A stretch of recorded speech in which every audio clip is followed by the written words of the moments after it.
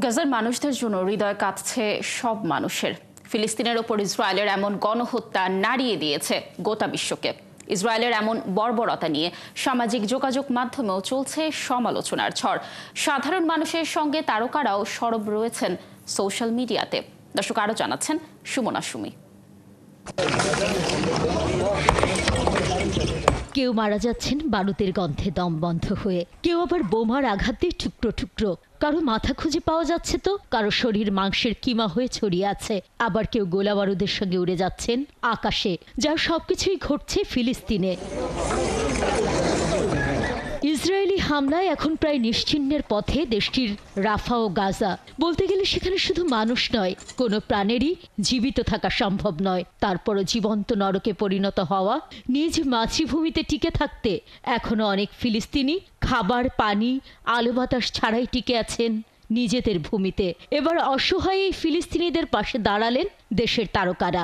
এই জাতীয় ঘটনা, এই জাতীয় হামলার আমরা নিন্দা জানাই এবং এই মানবতা বিরোধী যে হত্যাকাণ্ডগুলো সারা পৃথিবীতে হচ্ছে, এটা যুদ্ধ হচ্ছে, বিভিন্ন জায়গায় হানাহানি হচ্ছে, আমরা চাই সারা পৃথিবী শান্তিপূর্ণ বসবাসের জায়গা হোক। গাজাবাসীর জন্য মন কাছে জানিয়ে সামাজিক যোগাযোগ মাধ্যমে সরব হয়েছেন শাকিব খান, সিয়াম আহমেদ, আফরান নিশোর মতো তারকারা। আমরা সবাই মর্মাহত এবং আমাদের যাদের মধ্যে মনুষ্যত্ব বোধ আছে তারা অন্যভাবে চিন্তা করছে এবং আমার মনে হয় আল্লাহ সবার সহায় হোক।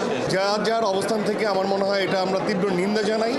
যা ঘটছে প্রতিবাদ করা উচিত এবং দোয়া করা উচিত।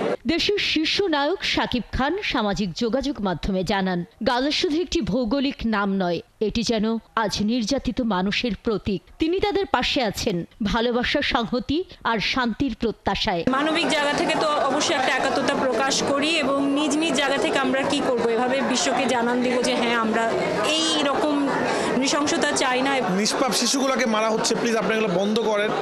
এবং সারা পৃথিবীব্যাপী যারা বিভিন্ন দেশ, আমাদের বাংলাদেশ যেরকম রুখে দাঁড়িয়েছে, সারা পৃথিবীকেই আসলে এর প্রতিবাদ করতে হবে, রুখে দাঁড়াতে হবে। এই বিভৎস মানে মানুষের ভেতর থেকে মনুষ্যত্ব কি করে চলে যাচ্ছে আমি বুঝতে পারছি না।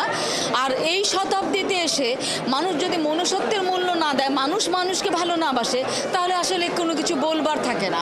ফিলিস্তিনের পতাকা নিয়ে দেশের তারকারা ছাড়াও গাজাবাসীর পাশে দাঁড়িয়েছেন বিশ্ব তারকারাও। সুমনা সুমি, ৭১, ঢাকা।